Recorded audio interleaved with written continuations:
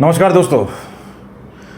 तो राम को बदनाम करने की कोशिश की जा रही है अभी भी, और आप हवा में उड़ गए जय श्री राम, हवा में उड़ गए जय श्री राम, हवा में उड़ गए जय श्री राम। अगर Jawaharlal Nehru ji steel authority of India की जगह मंदिर बना देते तो क्या इस देश का विकास हो सकता था? अब तो आपके भगवान राम का मंदिर बनेगा।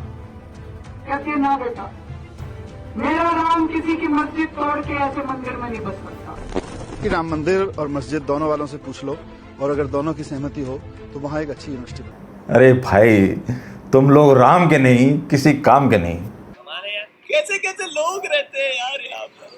चलो तुमको पागल कुत्ते का गाड़ी उठा के ले जाएगा, बता रहे हैं। स्वागत है आपका मेरे चैनल जाना तो माना पे, और आप सब्सक्राइब कर लें मेरे चैनल को अगर आप फर्स्ट टाइम देख रहे हैं तो। देखिए, सुनिए राम मंदिर के ऊपर इनके विचार। इनको कोई मिला ही नहीं जो बताए कि भाई सफाई दे। सुनिए इनके विचार, सुनिए पहले। राम मंदिर के लिए जमीन खरीदने का एक मामला सामने आया है, जिसके कई किरदार मामला सामने आने के बाद सामने नहीं आ रहे हैं। और अब मैं आपको सुनाता हूं उन शख्स का विचार जिन्होंने सारी चीजें क्लियर कर दी। ये जमीन हमारी सन 2011 से रजिस्टर्ड एग्रीमेंट है। 2011 में एग्रीमेंट हुआ।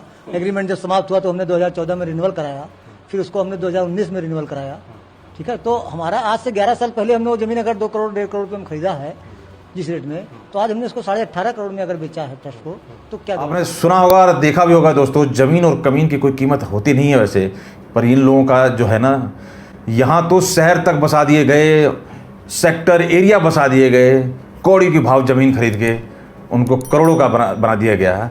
लेकिन इनको राम मंदिर बलवा दिखाई देता है, राजनीति पूरी दिखाई देती है। तो कैसे राम को छोड़ेंगे? राम से किसी एक पार्टी का ही भला क्यों हो? राम सिर्फ एक पार्टी का ही कैसे रह जाए? तो वो तो जो होना था वो तो हो गया दोस्तों। और दूसरा मुद्दा दोस्तों, गाजियाबाद में जो भी हुआ है कल, जिसके ऊपर बड़े बड़े नेता, मतलब यूपी तो इन लोगों के लिए ऐसा एक वो बन गया है कि भाई कैसे तबाही, दंगे, बर्बादी कैसे हो, क्योंकि यूपी से होके ही तो निकलती है सारी सत्ता की गलियारी में। सत्ता की कुर्सी यूपी के से होके तो निकलती है। कैसे कैसे महान लोगों ने किस तरीके से अफवाह बढ़ाए और वो कहते हैं ना, दंगे फैलाने की कोशिश की और करते हैं। चाहे हाथरस का एक किस्सा हो, ये हो क्या रहा है दोस्तों, बेसिकली मैं जो कहना चाहता हूँ, मेरा कहने का मतलब ये है कि आपको कई बार दिखाई गई होंगी कि ये बीजेपी की मीडिया सेल द्वारा गलत वीडियो चलाई जा रही है, इसमें एडिटेड है, इसमें कुछ गलत बनाया गया है, फेक बनाया गया है। लेकिन इस चीज़ का कभी प्रूफ या कभी बात सामने नहीं आई हुई आपकी कि वो क्या एक्चुअल बीजेपी मीडिया द्वारा चलाई जा रही है, या क्योंकि आपने देखा होगा अक्सर बहुत पुराना टैक्टिक्स और पुराने ये पैंतरे हैं कि आपको फंसाने के लिए कोई आपके घर में कुछ रख दे, आपको फंसाने के लिए आपकी गाड़ी में कुछ रख दे। तो ये पैंतरे बहुत ही ओछे हैं जो कि सोशल मीडिया पे काफ़ी सफलतापूर्वक चलाए जा रहे हैं, अपार सफलता पा रहे हैं दोस्तों, कहा जाए अगर एक आम भाषा में।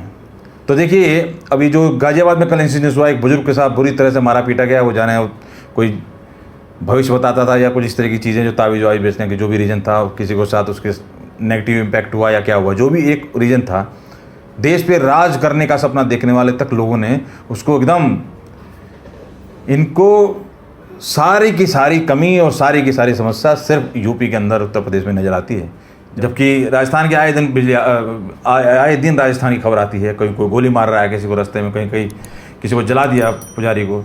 और सबसे बड़ा, सबसे मतलब एक घिनौने से भी घिनौना, एक बुजुर्ग को, जो आप जब भी बात करते हो ना, जब किसी घिनौने क्राइम की या मॉब लिंचिंग की बात होती है, तो सबसे पहले स्ट्राइक जो करता है माइंड के अंदर, वो पालघर का करता है, जहाँ पर असहाय कितने बुजुर्ग और किस तरीके से कोई किसी जानवरों को भी आप अगर देखोगे इस तरह से, मतलब इस तरीके से मारते हुए जान से, जहाँ पर पुलिस वाला साथ में खड़ा हो। तो जहाँ बात इनके स्टेट की आ जाती है, वहाँ पुलिस प्रशासन की कमी है, पुलिस प्रशासन देख रहा है, हमने एक्शन ले लिया, हमने ये कह लिया। दूसरे यूपी में खासकर तो बस योगी जी जय श्री राम के नारे और पता नहीं क्या क्या अफवाह उड़ाई गई, और सबने इसको इंडोर्स, मतलब सबने इनको सर्कुलेट कर दिया, और सब हाँ जी बिल्कुल श्री राम तो ऐसे ही, श्री राम का तो नाम लेने वाले ऐसे ही कर दिया इन्होंने। और बाद में निकला क्या? तो ये जो स्ट्रेटजी फंडा है ना दोस्तों, जो उसका जो अग्रेसिव लगा लीजिए, जो या उतावलापन है इन लोगों को, इनको समझ में नहीं आती है कि ये देश के लिए किस तरीके से फ़ायदेमंद है। आप किसी पार्टी, किसी सरकार को टारगेट तो कर रहे हो, लेकिन इससे देश की इमेज क्या जा रही है, यही चीज़ आप समझ सकते हो कि जब ये चीज़ें सर्कुलेट की जाती हैं तो जितनी जल्दी लोगों में फैलती है, जितनी ज़्यादा लोगों में ये चीज़ें जाती है, अगर उसको जब दोबारा न्यूज़ आती है ना, आपने देखा होगा कई चीज़ माफ़ी की, तो मैं कह रहा हूँ 100 लोगों को अगर वो बात पहुँचाई गई है ना, तो माफ़ी वाले 10 लोग से ज़्यादा की रीच होती नहीं है, 10 लोग से ज़्यादा समझने वालों की कि भाई हाँ ये गलत आ गई थी। तो ये इनका जो स्ट्रेटजी फंडा है ना, इसको समझने की ज़रूरत के साथ साथ ये जो है ना, ये दिखाता है कि वाकई सरकार काम कितना बढ़िया कर रही है। ये किस तरीके से ड्रिल करने की कोशिश कर रहे हैं, किस तरीके से अपना मन से अपने एक टारगेटेड, क्योंकि अगर पेड जब कोई गुंडा बदमाश कोई काम करता है तो वो ना देश देखता है, ना समाज देखता है, ना कुछ, वो उसका टारगेट होता है कि मुझे पैसे मिले हैं, मुझे ये काम करना है, बट दैट्स इट। उसका क्या इम्पैक्ट पड़ेगा, किस पे पड़ेगा, वो जाने जो पड़ेगा। अब वो पिक्चर तो चला दी गई और उसको बता दिया गया मीडिया सेल उसको कर रहा है, लेकिन अब सोच के देखो वो चली कहाँ से, ओरिजिन कहाँ से है, किसने उसको बनाया, कहाँ से भेजा, क्योंकि हर कोई मेरे तुम्हारा जैसा मीडिया सेल से तो जुड़ा हुआ नहीं है। इंडिविजुअल लोग भी तो हैं, देखते हैं और मिसगाइड होते हैं या उसको शेयर करते हैं आगे। तो ये सारी चीज़ें प्रोपेगेंडा चला के ये साबित करते हैं कि इनकी मंशा क्या है। और आम लोग जब सड़क पे मिलते हैं, अभी देखिए पेट्रोल के ऊपर एक नॉर्मल कॉमन मैन की मैं आपको वीडियो दिखाता हूँ किस तरीके से जवाब दिया उसने, जबकि मोदी जी उसके घर को भरने नहीं आ रहे और ना कुछ, लेकिन वो भी किस तरह की बात से उसका जवाब देता है, आप सुनिए के बाद।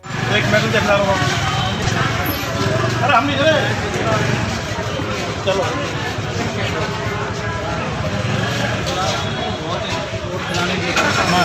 बहुत मॉडल चला रखे हैं देश को, हमें तो पहली बार मिला जी, देखो बहुत मॉडल चला रखे हैं कांग्रेस ने। जो मॉडल मिले हुए ना देश को 70 साल में, वो कांग्रेस ने दिए सारे। इससे पहले कभी महंगा पेट्रोल नहीं हुआ होगा, इस कांग्रेस राज में कभी ना हुआ ना जी। ठीक है, कांग्रेस राज में झंडे गाड़ रखे देश के लिए, विदेशों में भी और यहाँ भी, वो सब पता है सबको। इलेक्शन बनाने की जरूरत नहीं है दुनिया को, बनाने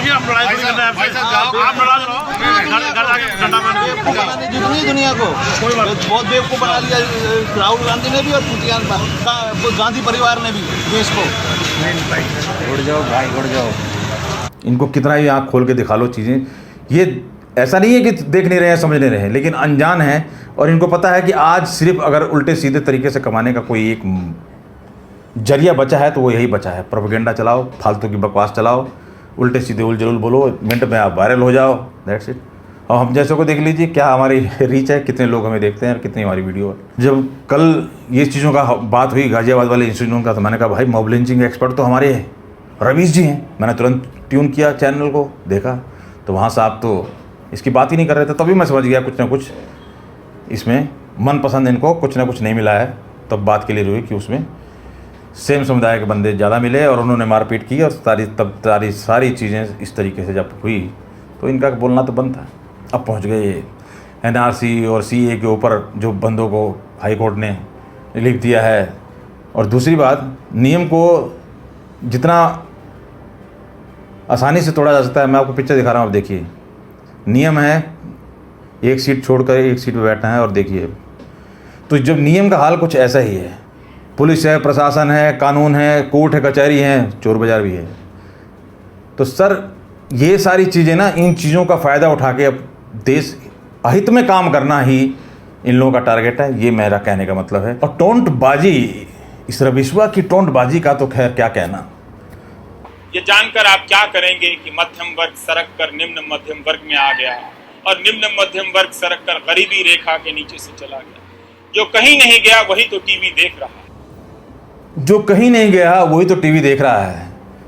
मैं कह रहा हूँ जिसको कुछ नहीं हुआ, जिसने तुम्हारे तरह चैनलों ने जिन्होंने करोड़ों रुपए बनाए हैं मोदी राज में, जिनका प्रॉफिट 87% तक बढ़ गया, वही तो भौंक रहा है, फालतू की बकवास कर रहा है।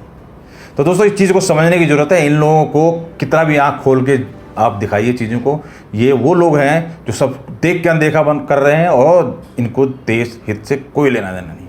आप क्या राय रखते हैं दोस्तों इस बारे में, मुझे कमेंट करके जो बताइए। और आपको वीडियो पसंद आई तो लाइक शेयर करना ना भूलें। हम ऐसे ही किसी न किसी मुद्दे पर बात करते हैं। फिर मिलेंगे किसी नए टॉपिक पे। धन्यवाद।